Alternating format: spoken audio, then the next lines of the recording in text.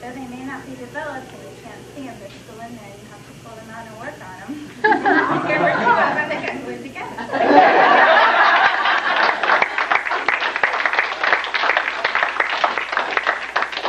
What are we going to do? Yes, oh please. Oh, yes. okay. Artha. Know verily that the soul is a sign of God, a heavenly gem whose reality the most learned of men have failed to grasp, and whose mystery no mind, however acute, can ever hope to unravel. Oh, wait, unravel.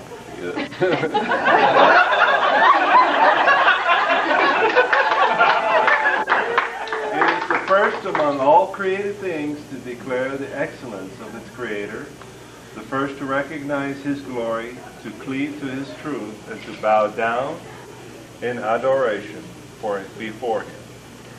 If it be faithful to God, it will reflect His life and will, and eventually return to Him. If it fail, however, in its allegiance to its Creator, it will become a victim to self and passion, and will, in the end, sink in their depths.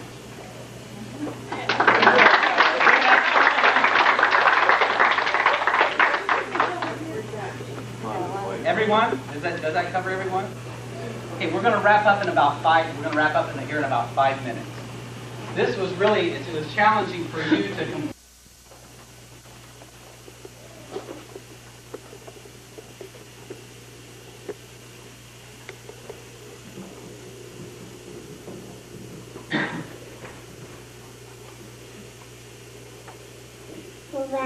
Khudaya Hidayat Nama Irfama Jaya Shanti Sekare Jela Shande Nama Kuri Mokta Dela Tavana Amen.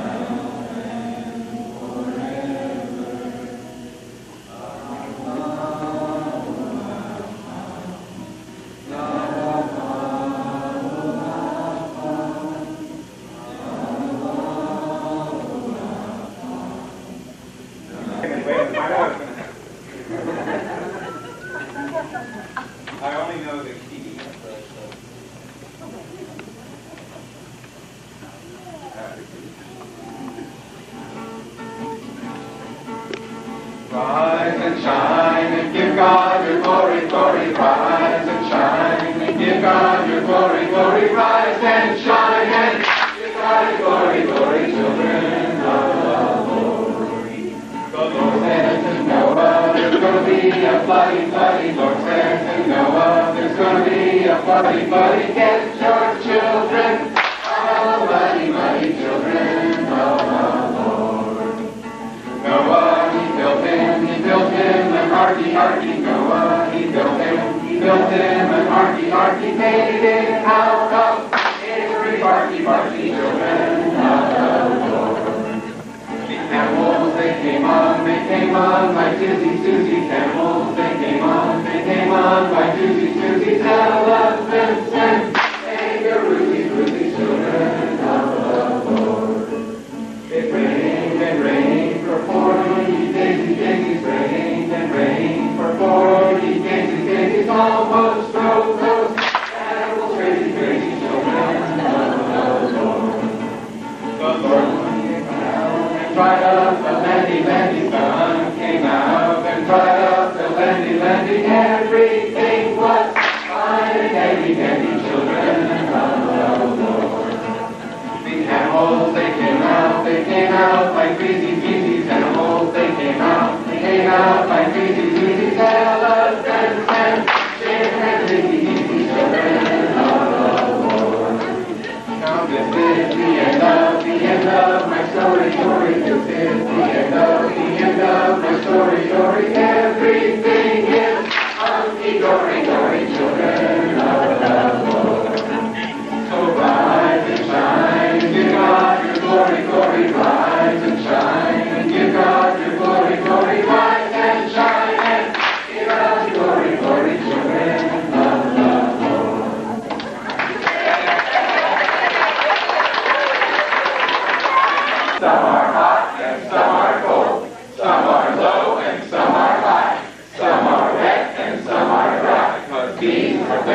world. Glasgow, Oslo, Fresno, Tingbell, Falkland, Auckland, Yucatan, Disneyland, Lydia, Vegas, Canada, Bora Bora, Costa Rica, Bratislava. These are places in the world. Krakow, Changsha, Moscow, Tokola, Dominique, High Street, Mozambique, Bitter Creek, Warsaw, Moose Jaw, Saskatoon, Cameroon, Haifa, Mecca, Bethlehem, Jerusalem. These are places in the world. High on the mountain, down on the plain, deep in the jungle, in the middle of the rain. Children play everywhere and every day, because these are places in the world.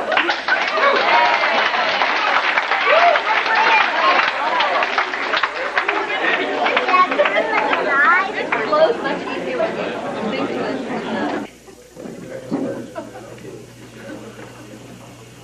Okay, I'm one of those people who, if this could be a whole hour of complete meditation in silence and just speaking to yourself, and I wouldn't have to speak to you, that would be really, really good. I'm one of those Baha'is who likes to act. I mean, I would be happy to go to the ends of the earth rather than stand up in front of a bunch of people and try to encourage them to do something. So I am not the one to do this. But it seems that when you become a Baha'i, this is one of those equal opportunity employers. And there's plenty of work, and somebody has to rise up to do it. And that moves me to us both. Okay, I'd like to have a reader for an opening prayer.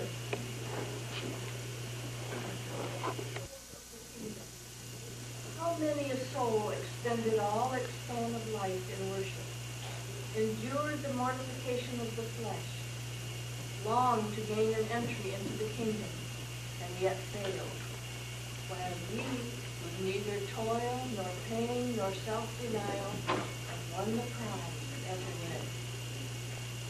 It is even as in the time of the Messiah, when the Pharisees and the pious were left without a portion, while Peter, John, and Andrew, given neither to pious worship nor ascetic practice, won the day. Wherefore, thank ye God for setting upon your heads the crown of glory everlasting, for granting unto you this immeasurable grace.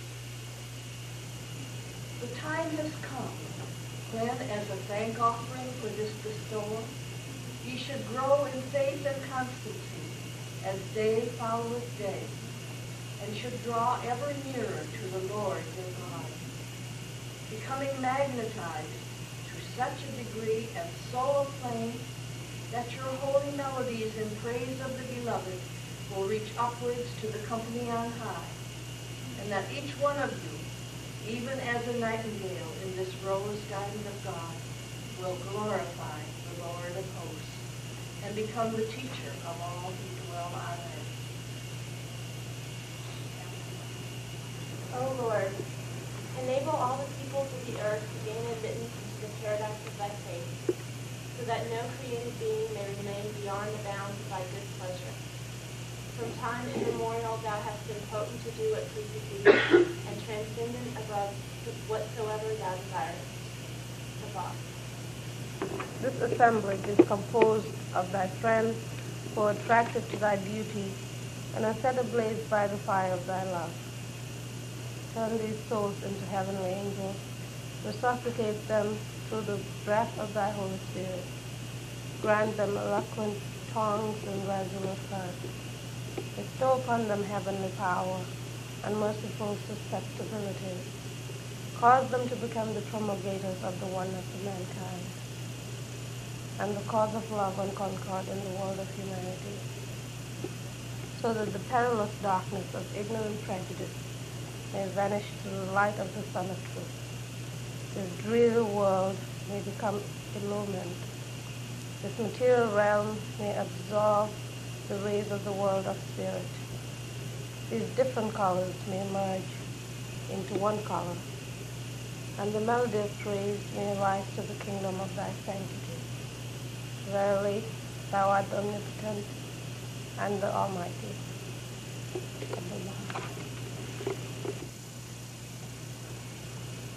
I often sing when I've been asked to kind of go before the friends and invite them to pioneer or to think about making a change or going in some new direction. I'm often standing up before people who've already given maybe all that they can give. Maybe they're already pioneering or immigrants or refugees or whatever the deal might be. And it seems that with this ocean, it's not enough to just, dip your toes in. We're being asked to dive as deep as it can hold us and go even more. But I'm comforted by the fact that no matter how inadequate we might feel, there's always comfort within that ocean. Think about this. The mere act of your gathering together is enough to scatter the forces of these vain and worthless people. Imagine what we could do if we actually did something when we gathered together. Amazing. Our topic then is, turn this on. Okay. The role of the individual in advancing the process of entry by truth, as we look at this concept of making race unity and the equality of women and men a reality. So Connie and I have the bounty, if you will, of sort of examining this concept of race unity for us as Baha'is, which always seems kind of amazing to me. But we're going to be looking at some Baha'i perspectives and some findings that are being produced by non-Baha'is that are very encouraging and that we can use in our approach to this. Can you hear me? That's better. We're going to be basing our program on materials from Accepting the Challenge, and unfortunately we don't have enough for all of you, but in the workshop material that I'm going to pass out to you, you'll have an address for how to get this information. Now, how many of you have at least heard of Teaching Institute? Mr. Steers used to do this. He'd have these series of questions where at the end, everybody could have done something. Okay, so most of you have at least heard of the Teaching Institute. Now, how many of you have actually attended a Teaching Institute? Training. Well, they're teaching training institutes. Okay. How many of you have seen some of this material that's based on the core curriculum? There are about 8 components. You've sort of seen it, sort of sniffed it, been in the same room with it, maybe have some. Okay. Okay, so we heard an announcement about some workshops that are going on in Louisville. How many thought, well, gee, I haven't been to one, this might be a time. So how many of you actually thought, that sounded pretty good to me? Okay, so this is something where everybody can participate. Okay. We're not able to actually do a teaching institute or a training institute or any of the core curriculum, so the best we can do is kind of give you what I would call a good taste. And hopefully it will be encouraging enough to say, gee, we need to do some of that in our community, or gee, we need to go and find out how to, learn how to do this in our community, or whatever. There's so much information. We're going to do this as kind of 2 parts. I'm going to kind of look at some things that individuals might do or could do to examine some of their own attitudes and have you do a little pair work. And then later in the afternoon, then you'll be broken up into groups, and you'll have some other assignments so that my partner and I come up and stand next to me. Then I think Connie is thinking that, well, a good visual image. The 2 of us need to be together. We found that we had so much information, and this topic is so important. It took us.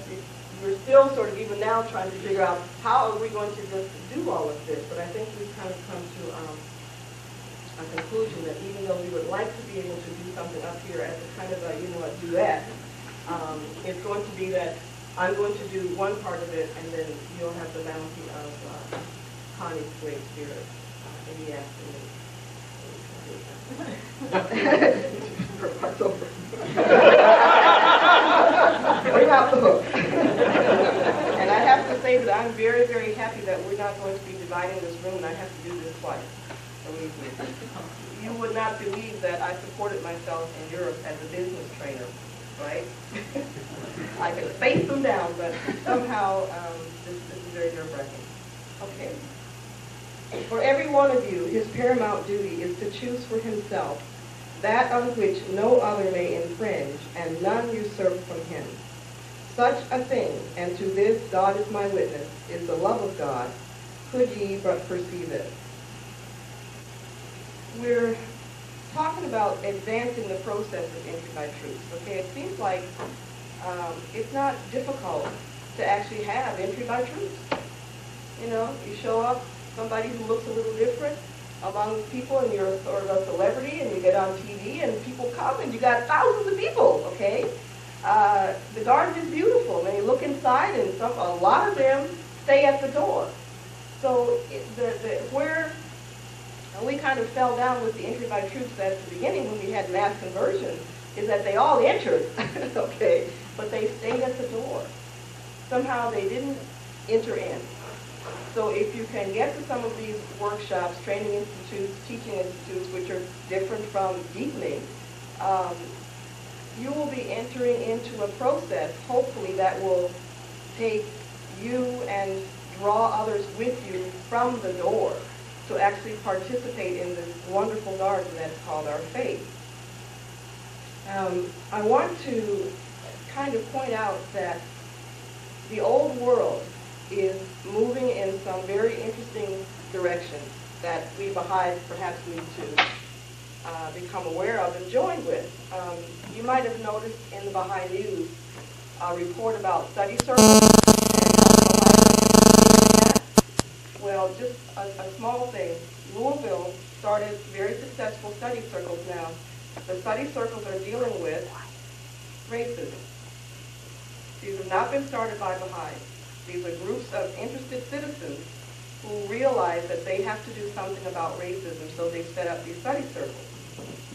The concept of study circles came to my husband and myself in our little small town of 7,000, and we thought, how do we work with the larger town to get study circles going? So we have a lot of social things that we do with people. And one of these things is that we showed up to something called a diversity network. And just at that very meeting, they were saying, you know, we got this information and we're trying to bring about study circles in this region. And of course, when we showed up and said we're interested in this, we were invited to come along to be trained as facilitators. And when we got this information about accepting the challenge, creating vibrant models of unity and diversity, guess what? It's the same concept that the Baha'is are working on. So we're able to join forces with people out there who are like-minded enough to be creating really good and interesting material. One of the little brochures we got inside of this, Racism, a Prevailing Christian Challenge. Now, one of the sections in the Baha'i material actually includes information taken from a Gallup poll. And these are things that will give you a very good idea of where the world is and what people are doing about this concept of racism. One of the things that we learned in our study circle that shows up in the Gallup poll is that the most segregated day of the week and hour of the day is Sunday.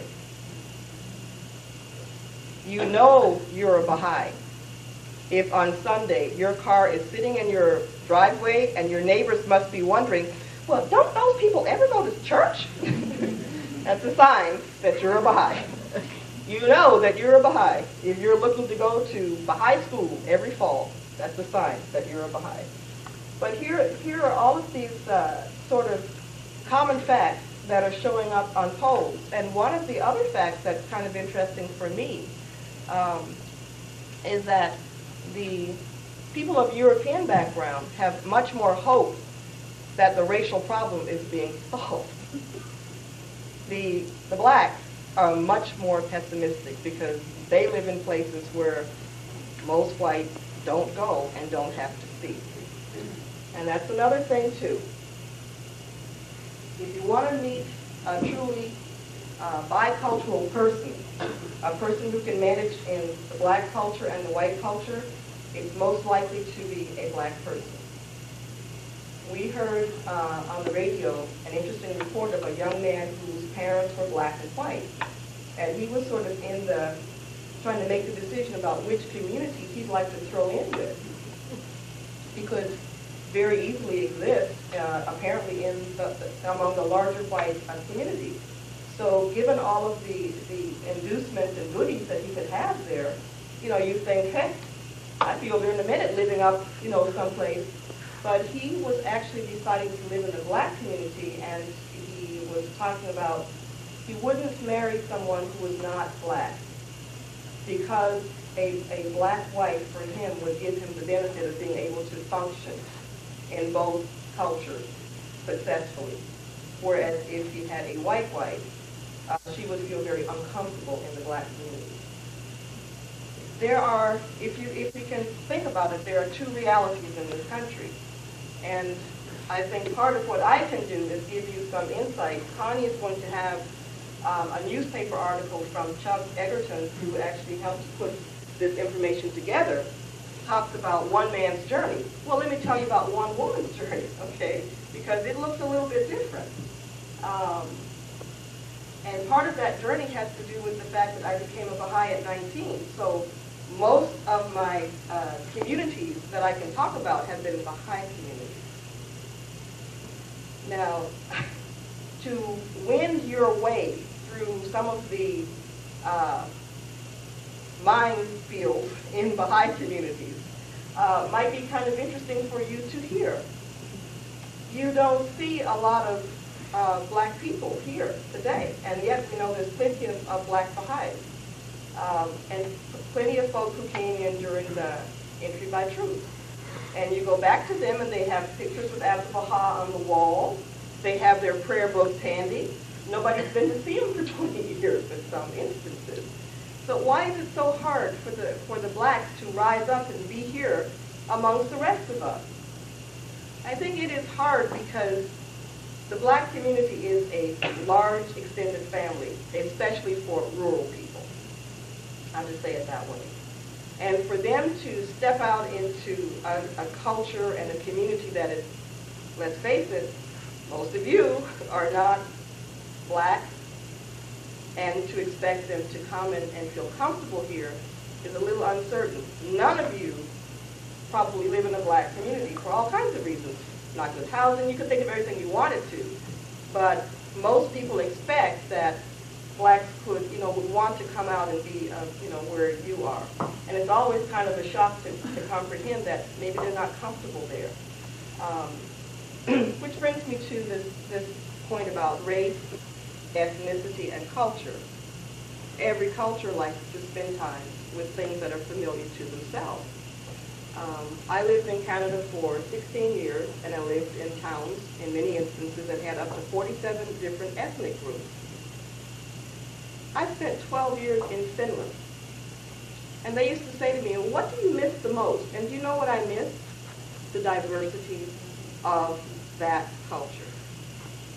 And the thing that people miss from their own culture is the familiarity of not always having to be on or, scintillating, as I used to say. I was the only African-American Baha'i. But that's nothing. There's probably only one German-American in Finland, too, so there's no problem. There are not that many people in Finland, so that's not a problem. As you know, or you probably have heard, that on this weekend, they're having the Million Youth March in Washington. This is a major event happening in this country, and a major event in the African-American community. And you know that they had a lot of controversy about the Million Man March. I want to talk about something which maybe newcomers to this country haven't heard before. And maybe even some people in our generation don't know how much this pervades our thinking, or the thinking of the African Americans, let's put it that way. And the title of this is Noah's Sons. So we've already had the cute little song, right? So let's get behind that. It's something kind of interesting. I used to work at the University of Alabama, and I was the advisor for the Baha'i Club. And we had one year an appeal to bring a white reader to a Martin Luther King Jr. Day celebration. So we got the reader, and we went off to this little town, and they had a march through town, and about the only group that had any other than blacks in it marching was the Baha'i group. And of course, we always, they always like us to be near the front. We're like the showpiece. So we get there, and up on the stage, there's the organizers, and the sheriff of the town, the mayor of the town, and one other person. They were all white, male. It's okay. And our reader was a white male, and the introducer, it turned out, was a white female. I didn't think about that. So we had the prayers read. Now, this is only 4 years ago, so I'm kind of astonished by this. I'm telling you the story, kind of saying, "Are you sure you want to tell this story?" I think I need to. The invited speaker was a black minister who was supposed to be renowned as an orator in the region. So I thought, oh, this is good, I'm 50-something years old. I haven't been in a black church since I was 16 or something, and I've been out of the country. I'm like Ichabod Crane. It's like a culture shock to me. I don't know what people do anymore, So this is an eye-opener for me. I'm going to go and see, I'm here among the folk, So here we're sitting here, and this minister gets up, and he starts telling the story about Ham. Now, one of the ways that, in case you haven't heard this, theologically, one of the ways that Americans justified slavery had something to do with a convoluted story about Noah getting drunk and being viewed in his nakedness by his sons, one of whom was Ham. And the theological justification with slavery was that it's in the Bible because Ham's sons were supposed to be condemned to serve his other brothers for all eternity. And that meant in servitude and slavery. My great-grandparents knew this. Everybody in their generation, black or white, could say this in America. And that people were still saying it as much as 4 years ago was kind of astonishing to me. And what was even more astonishing to me was that as this minister was retelling the story, the people in the audience were jumping up out of something reminiscent to me out of the Nazi era. They were jumping up, this is a religious ceremony, shaking their fists in this Black Power thing, in basically a sermon. That was shocking to me. So I'm sort of sitting back and like watching a movie, and all of a sudden, the whole unreality or irrationale about the story of Ham came to me in a flash. Because this guy was standing up saying, now the Jews have to, sort of have to feel guilty, and the whites have to feel guilty over here for making the brothers of, their brothers do all this. And I'm sitting there thinking, hey, got you wrong. Come and stand next to me, Yasin. This is a beautiful, beautiful girl. Come here, Yasin. I was going to go to the youth program. You want to know the fallacy of this, Ham's brothers having to serve his brothers? Let us say that Yasin married David, her boyfriend, who's African American, and they had 3 sons. What are their 3 sons likely to look like? Each other. So what does it mean? That Ham, the descendants of Ham, had to forever then become the servants of the other two brothers. Would that mean that they would be enslaved by other blacks?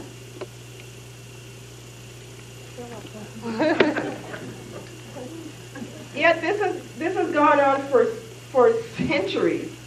And I can guarantee you that there's probably some pockets in this country that still could quote you something about Ham and the blacks having to be servants for just from that story.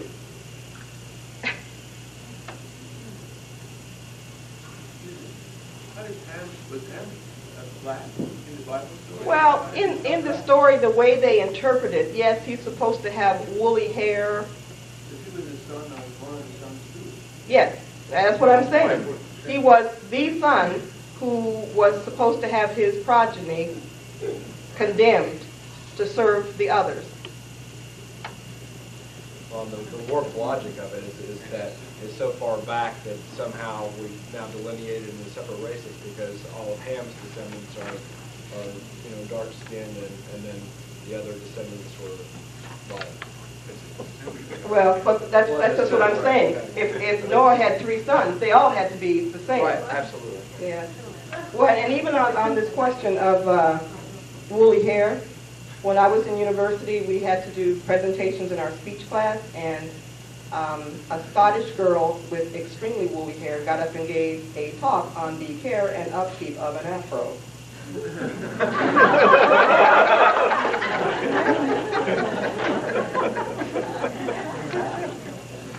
thought, oh, okay.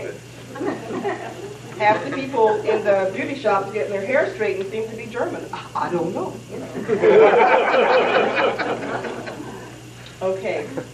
I just want to share just a few little things here, and then we'll get on to the actual workshop if we have time.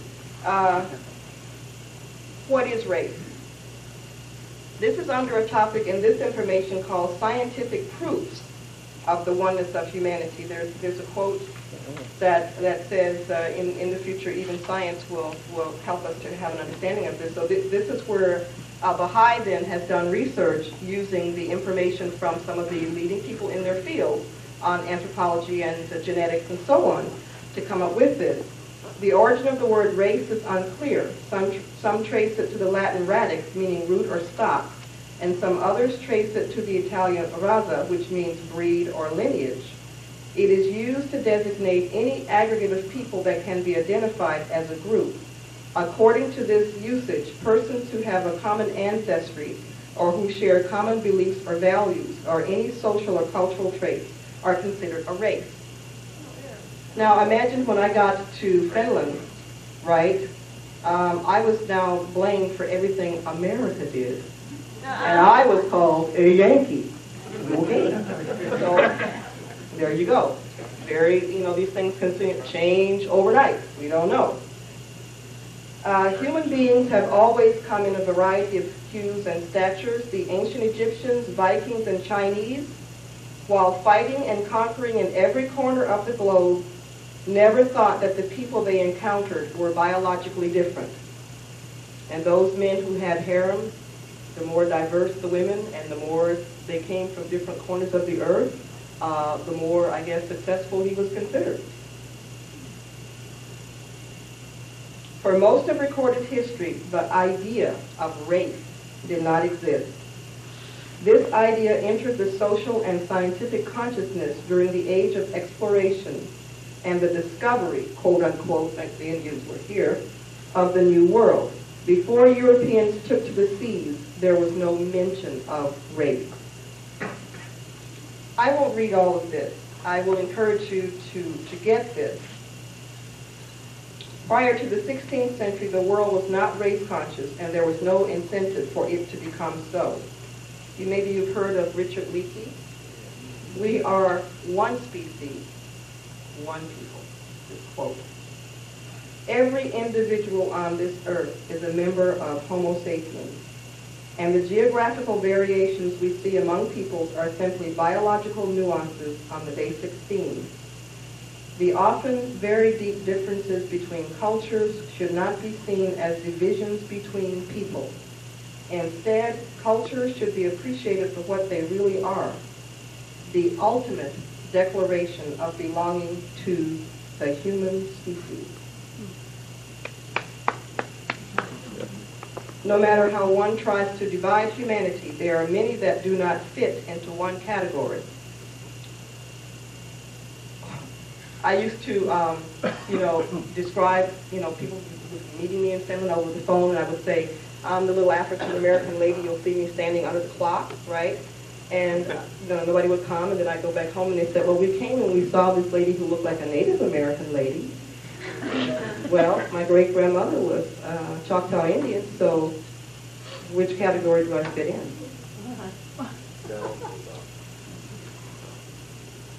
There are, I guess you could say in this room, many people, and it may not even be obvious, mixtures of different races. So genetically, where would you go? And as one geneticist here says, race is really only skin deep. Because once you cut down there, get to the blood or whatever, we're all the same under there. Peel it off. Oh, there's a cute little thing that went going on in Louisville that they're giving underwear to poor people because they found out that the poor people don't go to get their medical checkups because they're ashamed of not being clean. So they're giving underwear, and the slogan under there, it says, "Underneath it all, we're the same."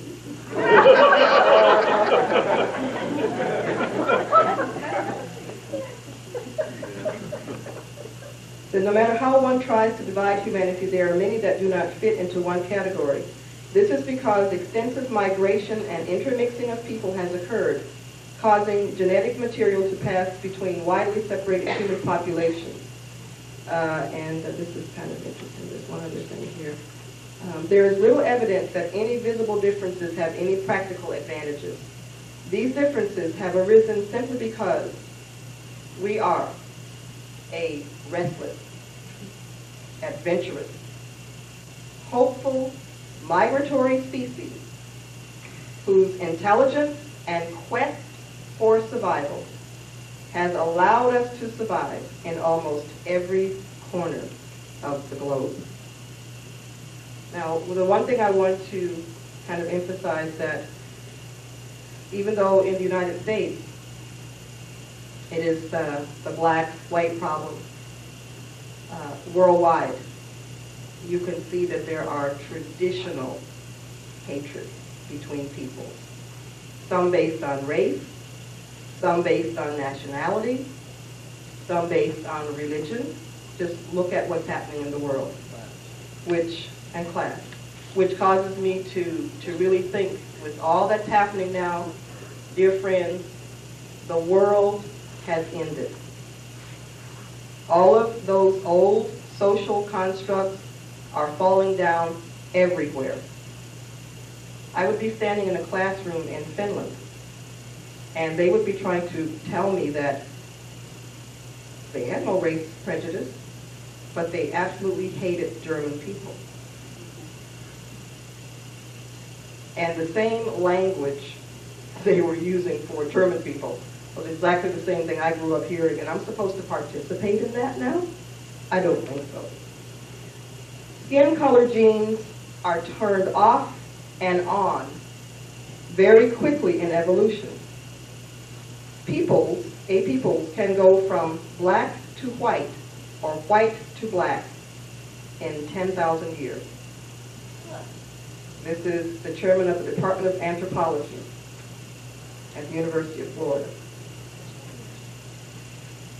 The oneness of humankind is a scientifically established reality.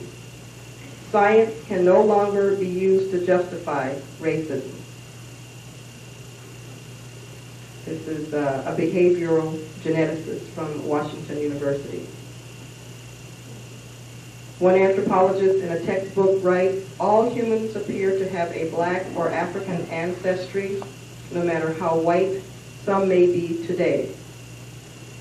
Genetically, we are all different, yet we're all the same. This gets kind of technical, and I'm not going to go into this, but they're actually showing that genetically, in a village of, say, 1,500 people stretched out side by side, that you're probably genetically more related to another parallel set of people in another village than you are genetically related to the people actually in your village. Kind of interesting. So that at one point the guy says, genetically I am more similar to someone from China or the Amazon basin than the person who lives next door to me. Very, very interesting material. I'm kind of presenting this in a way because now when you go out, it's not enough to, hug your black neighbor, ladies to cornrow their hair, as nice as all that is, and I'm really astounded. There's somebody here, I'm so pleased. I mean, there's somebody here whose daughter is called Sojourner. Yeah. Because somebody said that we'll know that we're serious about race in this country when whites start naming their children after African Americans. Or when everybody starts looking like Bo Derek with her cornrows or whatever.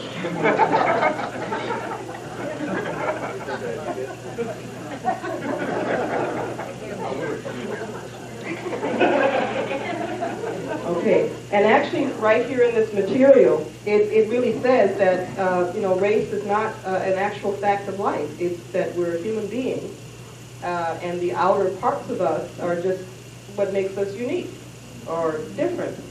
But it doesn't make us unique or different enough to think that we're a separate, whole different variety of humanity.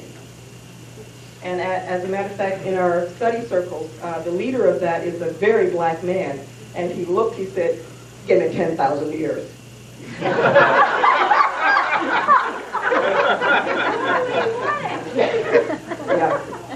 Yeah. He's saying like, okay, I'll show you. And 10,000 years, some of them would be, black as well. Okay, I've got down here a starting point, and I want to look at some of the things that, while they make us kind of unique and interesting, they're also barriers. And really, if we kind of like listen to what I'm saying here, and think about if we peeled away every one of these, where would we get down to? We get down to something that's ineffable, which is the reality of us, which has nothing to do with what we see out here. Okay, barriers that hinder us from recognizing and promoting the unity of the human race. I'm going to pick on some that you probably don't even think about. Personality barriers. My biggest prayer has always been that let not anything that I do or be within myself be a deterrent to someone else being able to find their Lord. Cultural barriers. These are pretty good. Okay, racial barriers, character barriers, temperamental barriers, social barriers. My husband has this thing, he says, I thought I married an African-American woman, but when I peel back some barriers, like, you're like a Finn. The temperament of the Finnish people is that they even write about this, they are incredibly silent. You could be in a room this is a typical Finnish party of people that don't know each other. You invite them, and because they don't know each other, they can't talk. They're all Finns, they're born in Finland, okay? But since they don't know each other, they can't talk to each other. So half an hour could go by with everybody trying to figure out, who's going to start and how they're going to do it. Because their social skills just don't lead them to being gregarious. Hey, we come in, right on, it's like, okay, so if you're going to be a pioneer, you maybe can't be American. Or you maybe can't be African American. You got to be a Baha'i. You got to be a Baha'i. So you got to think about these things. So you want a cure for racism? Go pioneering. Be the only one of your kind and see how humbling that is. I found out over my long years of pioneering, and like I say, I keep pioneering to keep from having to come here to do these classes, you know. I found out that there's 2 billion people in the world. There's 1 billion worse than me, and 1 billion better than me. And I'm just doing my part. Okay. Personal commitment to this challenge that we're facing. And I want to talk about the power of confrontation. My field is sociology. And I was trying to figure out how to get my Finnish students to talk. I mean, I'm teaching classes in English, okay? You can't have a language class where everybody wants to be silent.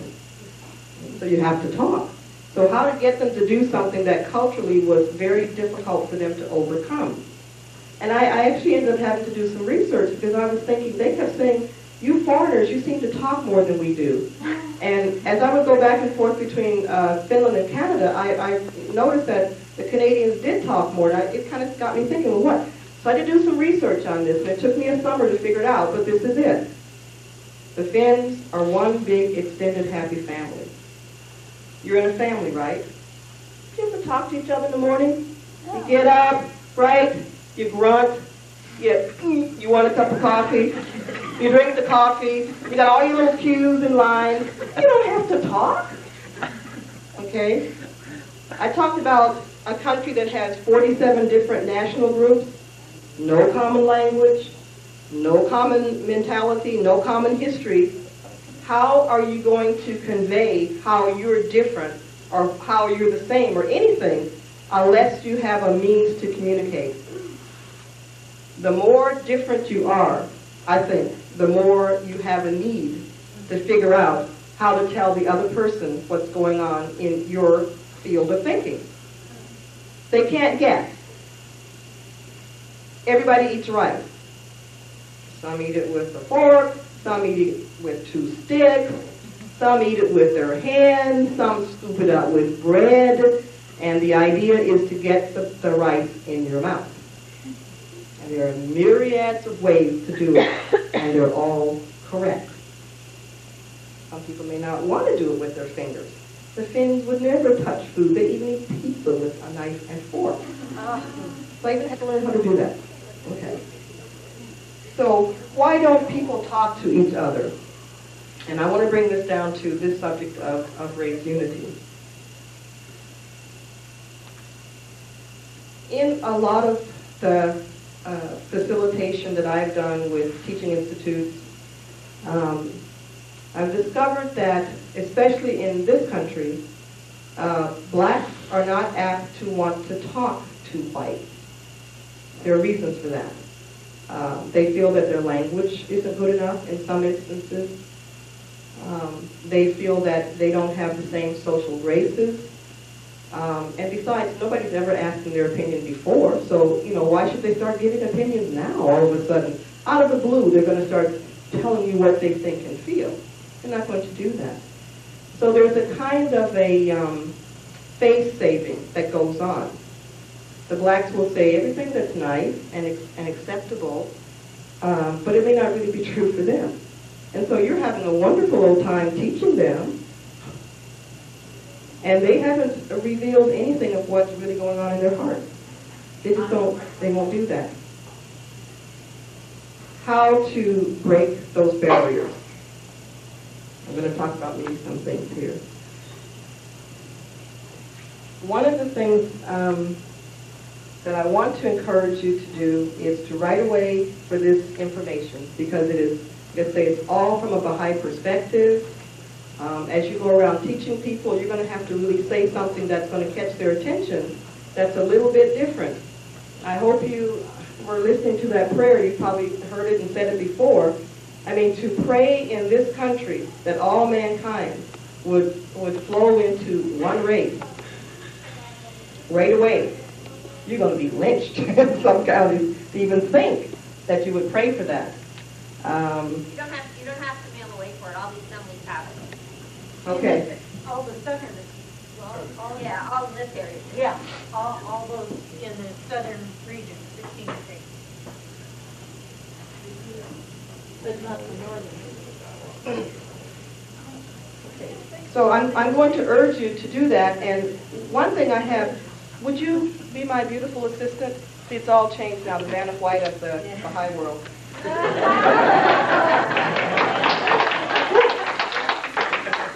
Turn those letters.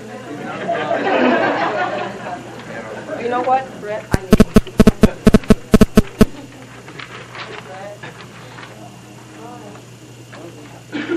Okay, just as we're getting these, I want to tell you kind of an interesting story. When I first went to Finland, I thought I wouldn't, I would lay my bones down there, or maybe I would leave tomorrow, It was like an on-again, off-again kind of a love affair with that country. It was very, very, very difficult. I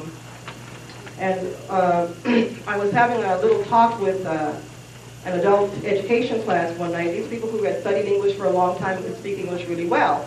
And so whenever anybody showed up from another country that spoke English as a native tongue, they grabbed you, tie you off to the class and scintillate for a while. Didn't matter what you talked about, just be there and talk, So I was kind of insisting on different things. I didn't just want them to, entertain them. I wanted them to share some things with me.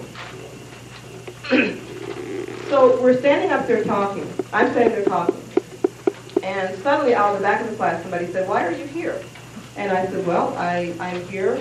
And I knew right away that Europeans don't like to talk about religion. That's no. So I said, "Well, I'm here to represent the interests of the Baha'i community worldwide." And I just kind of left it at that. And somebody said, "Well, what is that?" And I just told a little bit. I was very clear that I didn't want to use my English teaching class as a way to capture people and talk about the Mormons did that enough. So I didn't want to do that. I wanted to distance from that. I didn't want to lose my students either. So finally, at the kind of the end of this, somebody stood up and said, "We have a state religion here. It's called the Lutheran Church." And they kind of went on, and the essence of what they were saying to me is the way the world is constructed, people like them, white people, went off and took religion to people who looked like me. So there's no way in the world anybody like me had anything that they were interested in hearing about. So I said, this is the challenge. This is why Baha'u'llah sent me here. I spent 18 months applying to Africa, the West Indies, right? And what opened up for Pat? Finland. Okay? So I'm sitting there, and I thought, well, this is great. Are they ever going to talk to me again? The very next class, they came in, they were applauding. And what were they applauding about? There was a boatload of Pakistanis who had been sent from Finland to Sweden, and they were applauding this. And I said, wait a minute, weren't you telling me just last week that this was a Christian country? And then what do Christians do? They help people. So how did you help these people? Oh, they wouldn't have been happy here. It's cold. I said, Sweden is like 1.5 hours still north. Oh. Well, they wouldn't have been happy here with us. I said, no, I think it's more that you wouldn't be happy with them. So we had this big discussion. And they came off with this idea that I was going to be tough. I wasn't going to let them get away with anything. And you know what happened over time? About the third class, somebody stood up and said, your opinions and your view of life are very different from ours. Maybe you need to tell us what it is that you have come here to bring. And I said, no, I can't do that. This is not a religion class. But I promise, the last class, I will come back and tell you about my religion, make a presentation. Guess what? Even people who had dropped out came back to the last class. And the headmaster even came to me and said, we have never had a class that had more people in it than when it started. Okay?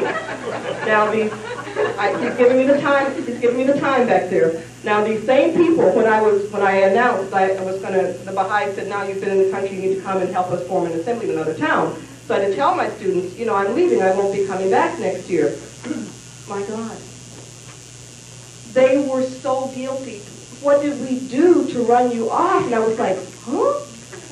I said, no. And they were really, really serious. They started telling me about about, well, they've got an uncle who's not married in another town. They start matchmaking now. They didn't even want there, okay?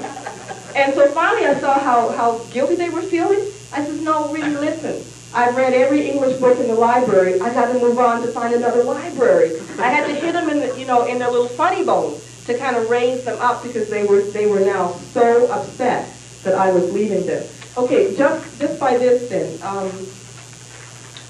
This is kind of a survey, and there's a question on here. When it comes to discussing things that pertain to our cultural differences, do we confuse our discomfort with disunity? I think that's something that people really need to kind of examine, because if you're going to have some real conversations about this, it's going to be uncomfortable. It's a thing that's been untalked about and unrecognized and in this country for so long, and people can't talk about it in a good way, but you got to find some ways. That's the point. When you're doing this, I would be interested if you would fill this out for me. You don't have to put your name on it, but I am interested in how you would fill this out. The other thing I have here involves a workshop technique, and we may not have time to do it, but I want to encourage you to do it just in your spare time before you leave the school. I think it would be good. You need a partner for this. And what I was going to do was to encourage, well, everybody who was born in another country, stand up. Okay. Everybody who is of African American descent, stand up. No, keep standing. Keep standing. Join them. Anybody who is of Native American descent, stand up. Okay. Anybody who's of Hispanic background, stand up. Anybody who had parents who were born in another country, you lived in their household and heard them speaking another language, and that mother country culture was real strong in your house, stand up. Okay. Some of the people that you see standing here, I would like those of you who have remained seated to look around and choose a partner. Okay? Thank you. You can sit down. Okay? I'm going to go very quickly, and then I'm going to get some down. I was the one who didn't want to get up here. Right now you can't make me sit down. Okay. Thinking point. In every dispensation, the light of divine guidance has been focused upon one central theme. And this wondrous revelation, the foundation of the faith of God and distinguishing feature of His law, is the consciousness of the oneness of mankind. Thinking point. How did you learn? That is, what were you taught about people of other races or cultures? You got to start there. You'll find out it's just like sex. It wasn't good stuff, and you didn't learn it from the right people. What are you learn it on the street? Not good. Or you learn bad things. Don't associate with those people. They're not clean or something. Okay. What are some of the things that you learned or were taught? Okay. Examine that for yourself. Of what you learned, how much of it was positive? You'll find a lot of people learn some pretty positive stuff in here. Recount an experience where you were helped or in some way had a positive experience by an encounter with someone of another race or culture. Now this is from the Teaching Institute on Race Unity, and the idea here is that everything you read in the paper is all bad. If you hear about a black person, it ain't good. Okay? So we have to start counteracting that by telling stories of and making public things that were positive. A personal plan of action. Start to think about what you need to do to begin or to continue to promote the idea of unity of mankind in your own life, family, neighborhood, work, or place of study. Like set up some study circles. Go out and find folk who have ideas like we do. Choose one other person in this room to be your partner.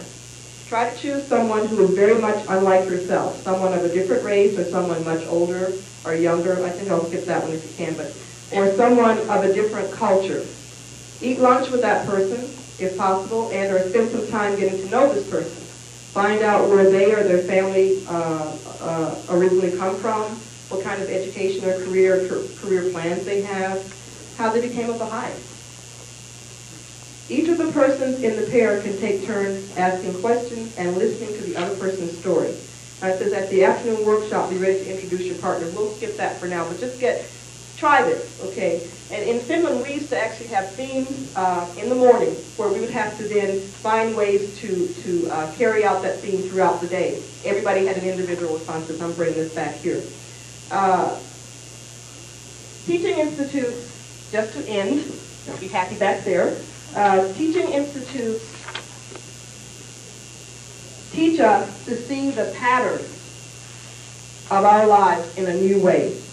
And that new way is that God calls each of us to Him through healing and revealing tests.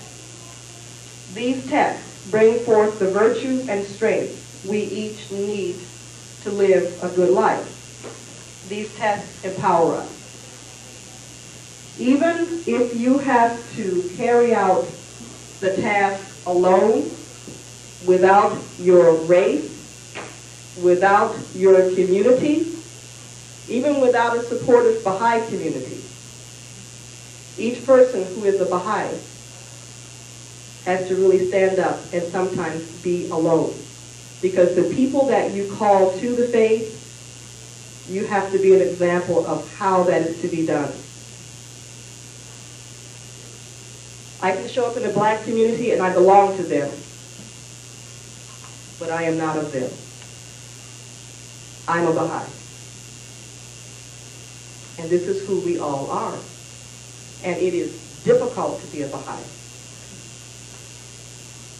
If I had known, I wouldn't have joined this faith. God is kind. He lets you get in, and then He kind of draws you through. I will pray for you.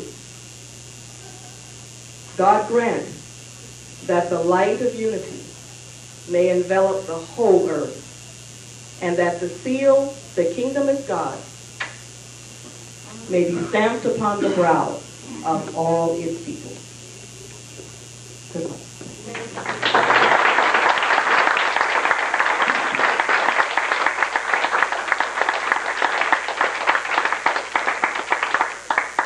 I'll put the... And I have a statement here that I'm going to be passing out to you, or actually I will be passing out to you, from the National Spiritual Assembly talking about the equality of men and women. It's called Two Wings of a Bird. And it's going to be talking about the importance of the equality of men and women and why it's essential for the full participation of men and women for social and economic development.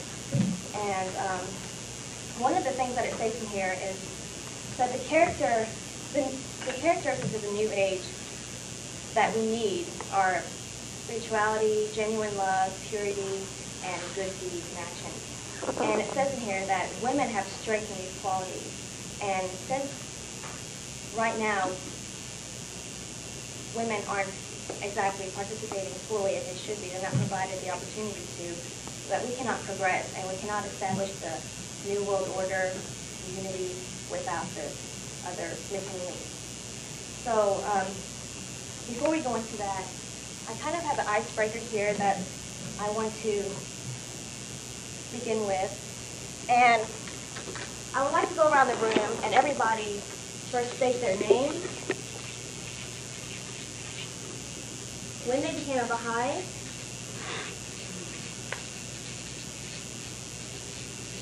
should have done this before, sorry, and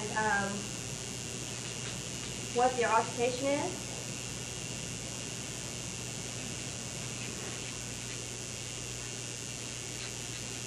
And some non-essential piece of information about yourself, just to kind of let everyone know a little bit more about you. So, like, I guess I can start. And of course, everyone knows my name is Morbi Manshadi, and I was born into a Baha'i family. I declared when I was 15, but I really just started practicing the faith maybe even less than a year. So, I'm a full-time student right now. Don't have a job. And the non-essential piece of information about myself is that during the daytime, whenever... Okay. Okay. Well, What does the achievement of full equality between the sexes mean? Provide examples. We found a bunch of things in the text. They're nice, lovely, long quotes. Tracing back to the principle of oneness of mankind, which is also the race issue. That this is the basis of all the talk. Quote from Baha'i, know ye not why we have created you all things they does.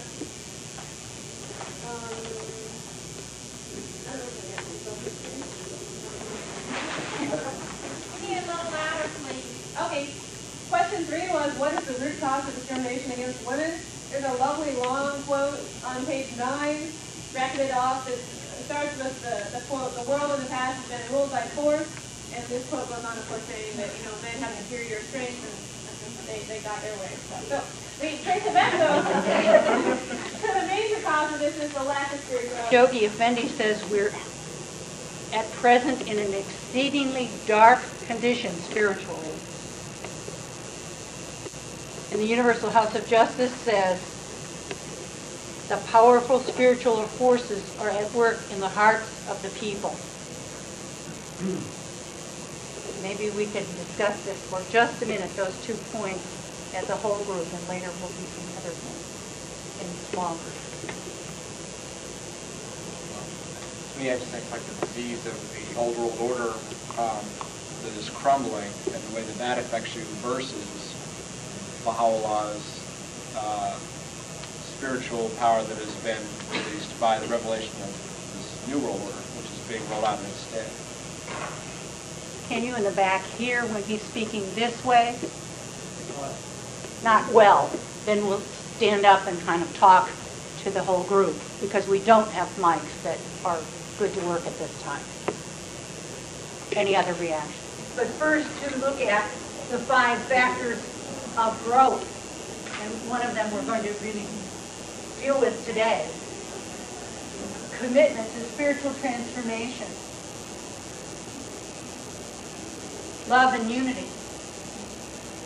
Universal participation.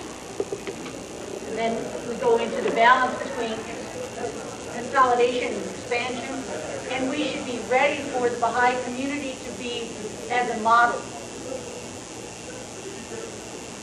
And we're going to especially look at that regarding to how we can make plans to be more a model in good, solid friendships among other races within our own community and within the one outside of. And then we have these things that are necessary. And I think where it applies to this issue is relating the faith to contemporary social and humanitarian issues and goal-directed behavior. We're going to be working in groups to see something of the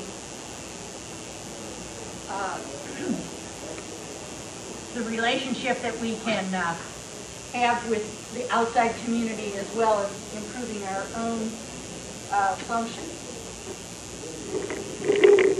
What Richard Thomas has to say in a snippet of a video is something about the fact that we sometimes, and that will be coming up,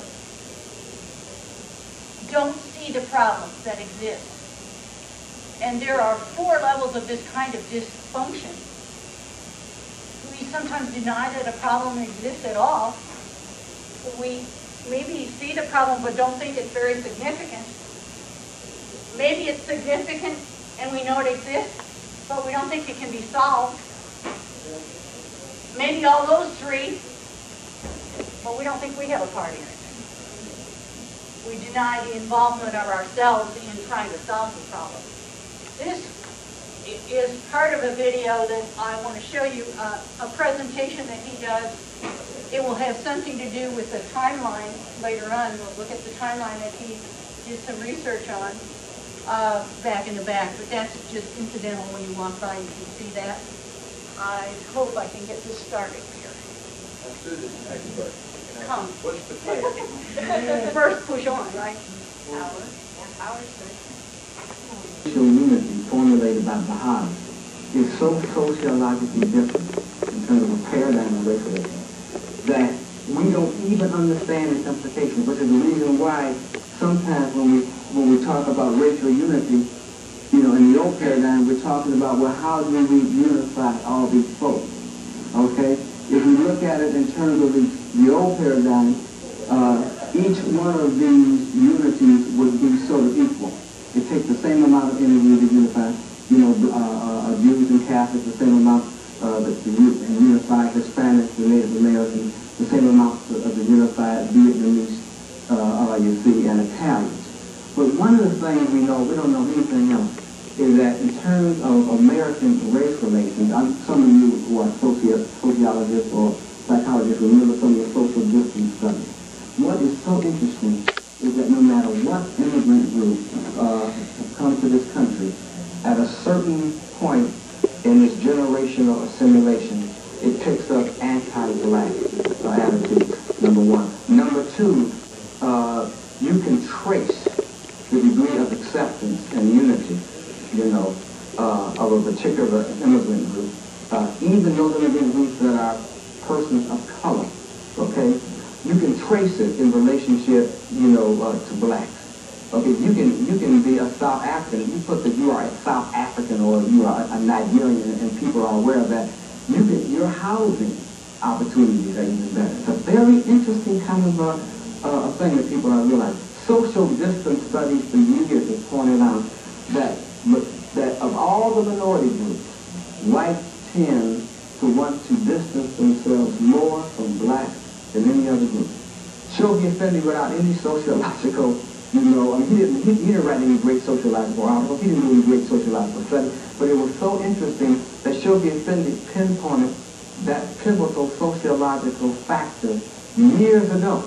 So when we talk about the unity between blacks and whites, we are not talking about a separate unity, a unity that exists outside of the concept of the oneness of humanity.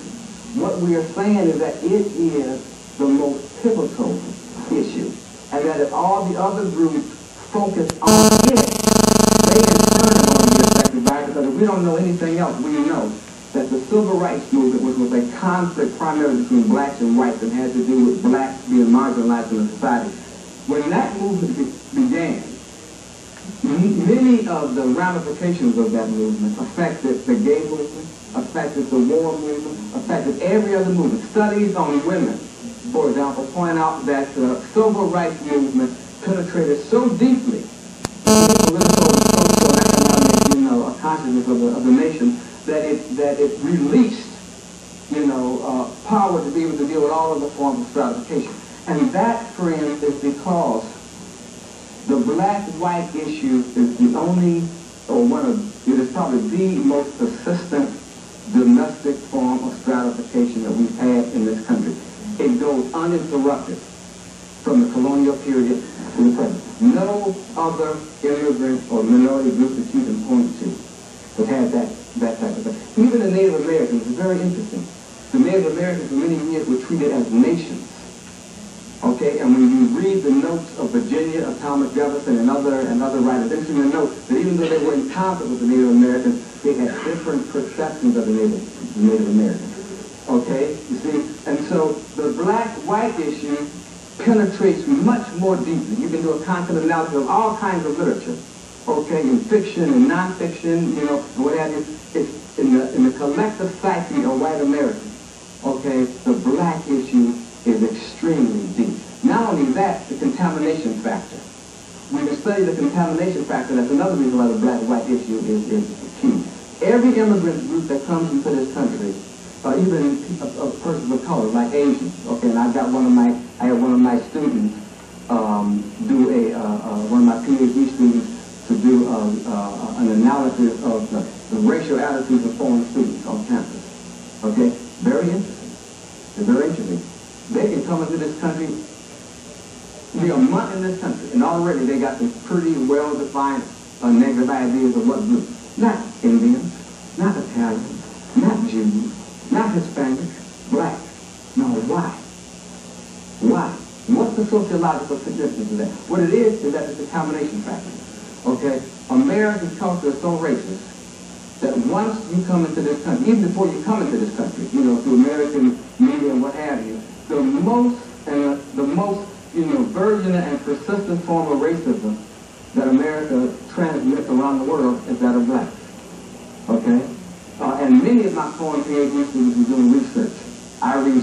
for example, my Korean student, surprised me when she said, well, look, I can tell you all about racial stereotypes. Not about Indians, not about Hispanic, not about, any other, black. Okay? And so we see this. 19th century Persia knew more about, black Americans, okay, than they did about Indians. The Japanese in the 19th century, middle 19th or the latter part of the 19th century, had images not about, negative images, not so much about Indians, but about blacks. You see? And so it's pivotal. And what we've discovered is that the extent to which we are able to solve problems between blacks and whites, we're able to affect other groups. A case in point, look at the labor movement, look at the desegregation of... Erase our prejudice and try to work about being a place where people can talk safely about racial issues. In our work in this way, it takes us to understand ourselves quite a bit. So maybe one of the things we can do in some of the groups we have similar to Nat Upstein's To Be One, a man,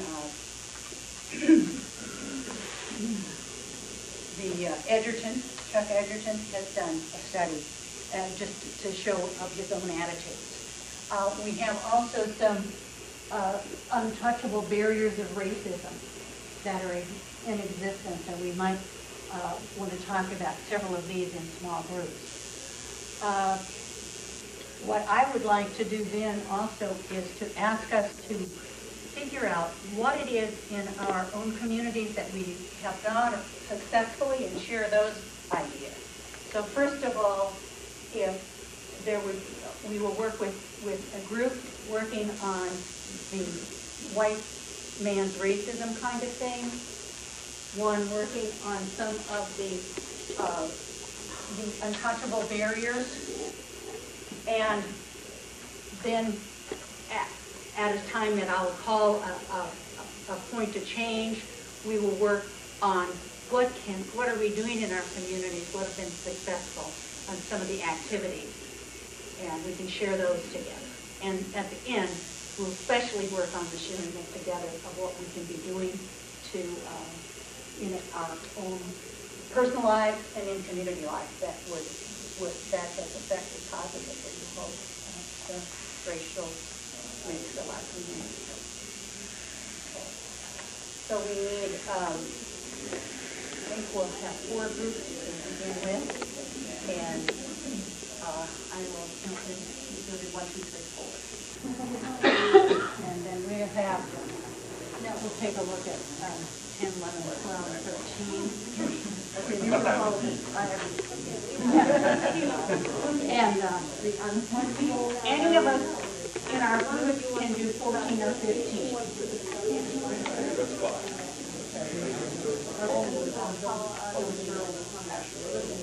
Many wives of good No, it's Asheboro. Okay, so Asheboro, North Carolina, Courier Tribune, and I guess Chuck Edgerton. I'll read it.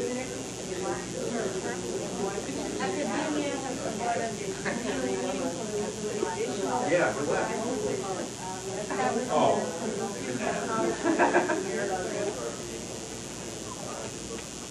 I've come to learn recently in my life what it really means to be a white man in America. Like most white people, I didn't spend a lot of time thinking about my race. I concluded that race was someone else's problem. I thought, racially speaking, I was neutral. From the earliest days of my life, I received portrayed positive of white and negative images of everyone else. Would be to admit that it's a hard thing. That it's hard for blacks after all their experiences to trust whites. And it's hard for whites to be vulnerable. That open and vulnerable consistently. But that we need to be consistent even if it means being vulnerable. Therefore, if you have a black friend and they're not opening up to you because they don't trust you, we ask how many people have black friends visit and sleep at their houses who are not Baha'i. people who are not Baha'i, that are black, or from a different ethnicity. And so be consistent. Make friends with people different from you. And even if they're not responding, be consistent because you're doing Baha'u'llah's work, you're doing Abdul Baha's work.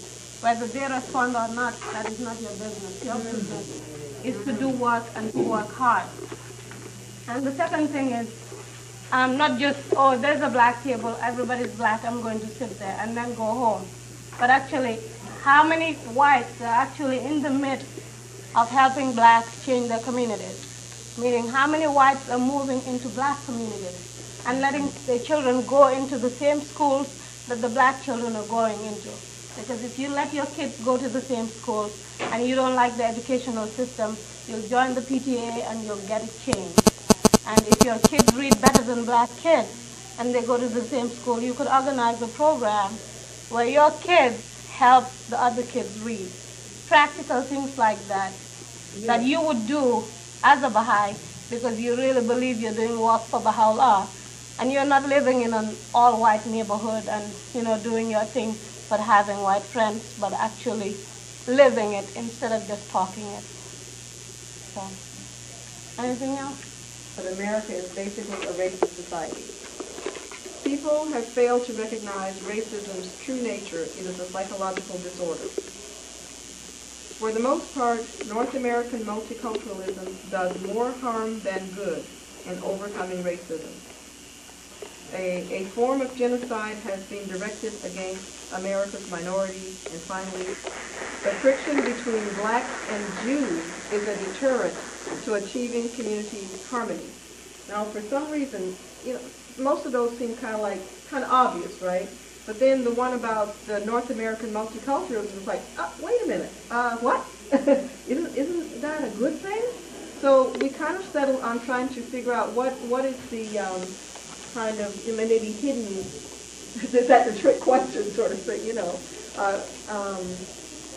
So we kind of thought about how is multiculturalism really harmful? Some kind of thought that it was a good thing, and some kind of thought, well, gosh, if it's on this list, maybe we need to really think about what harm could it be doing, and if it is harmful, in what way is it harmful? We have teachers, for example, who in our group who maybe were welcoming the chance to, this would be a positive way of looking at different cultures, but what is it about it that we have to be aware of? Is it a way of taking our focus off the main issue by looking at the nice, pretty things? Let's have multicultural food and multicultural costumes, and we've done multicultural. Let's go on to something else now. So that's sort of where we spent a lot of our time, and we're not sure that we resolved anything because some people are still feeling like maybe there's some good parts. Anything could have good parts, and we, of course, as Baha'is, we want to be positive and encourage people to do whatever, even if it's not the ultimate, at least it's a step in some what we might consider a positive direction. Sarah, could you share from this group? The main one we came up with was to inculcate the principles of the faith into your life and in all interactions. Our question had to do with the role of higher education in perpetuating racism and how Baha'is could assist in dealing with that issue.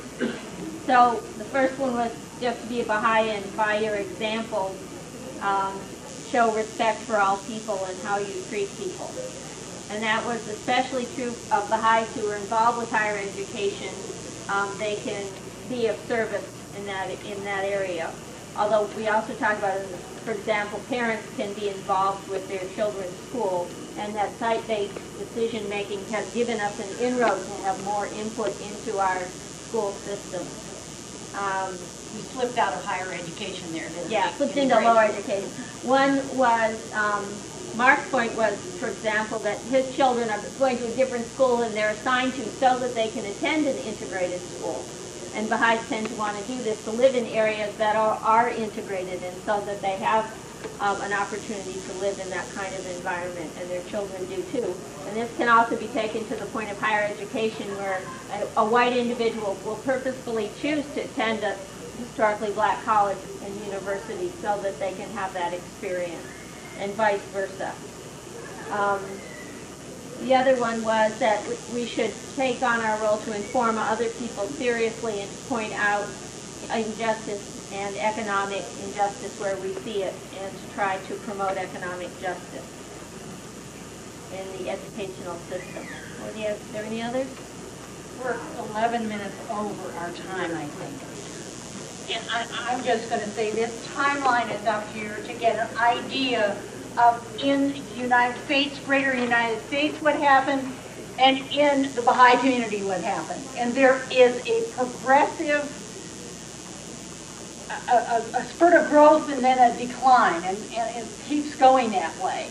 And you may want to look at this and, of course, do some reading in some of the materials. There are some older materials that I brought, but I can't show those, like Race and Me and some excerpts from that in the 50s and was published.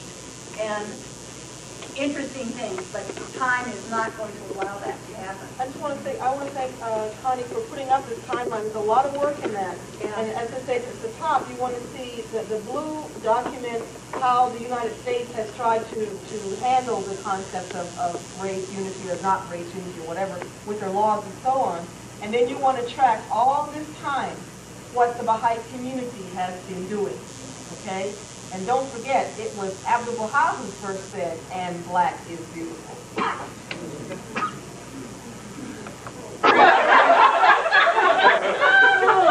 Throwing the sheet to the wall. But we'll defend you. We'll defend you. We'll hide in the bushes. We're going to listen. We're going to exercise listening. The first question was, what do members of the opposite gender in your community need to understand about your gender to appreciate you more fully? And we said one thing was that we are concerned, we just don't know what to do. That men are inherently less verbal, or at least we're taught to be that way, about feelings. And that's because of that, it's harder to express our feelings. And we had some question whether this was a cultural thing, but we thought it was probably universal. That men can be nurturing and supportive, and that we I guess need we would like women to understand this and to acknowledge this and appreciate this, because there's a lot of assumptions, and I know I've had experiences where I'll walk up with my wife and there'll be a small child or something, and the assumption is that she knows what to do and I don't, and so that is, there's a sort of self-fulfilling prophecy there that if we don't encourage those qualities, then they won't be there. Then with question 2, it was, what 3 things do you wish the opposite gender would do differently? We had a hard time saying, we said, here's the opposite. Yeah, Joel, can you help me with the notes? Better communication. I don't know. I think that matches the thing. Is that still under question 1? It's kind of that's sorry. That's question 2. It's kind of 4. And know how to do that for you all. Anyway, I think we have more opportunity to we should both work on meeting each other halfway in terms of our communicating skills and problem solving. Right. And I think the test thing had to do with there were traditional male-female tests and talking about whether those are what we really want to do or something that we're just falling into. And then, limitations and praise for our accomplishments.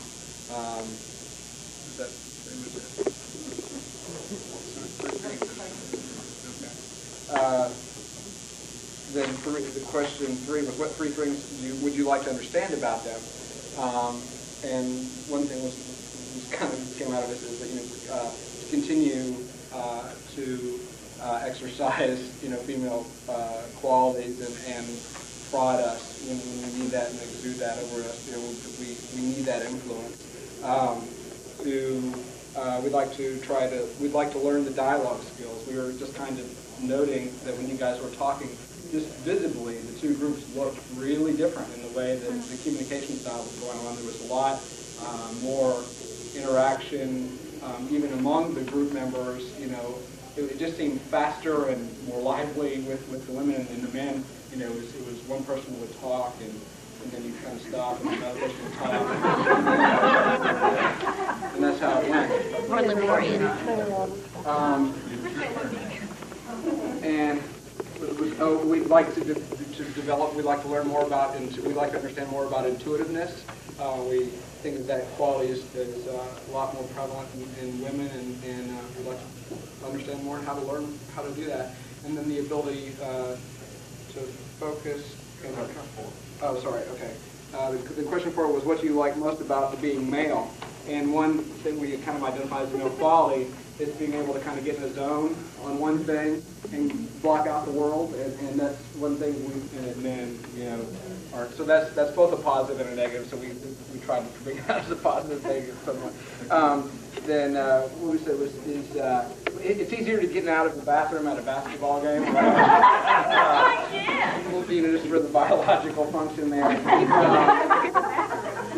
It's easier to get dressed and get going in the morning.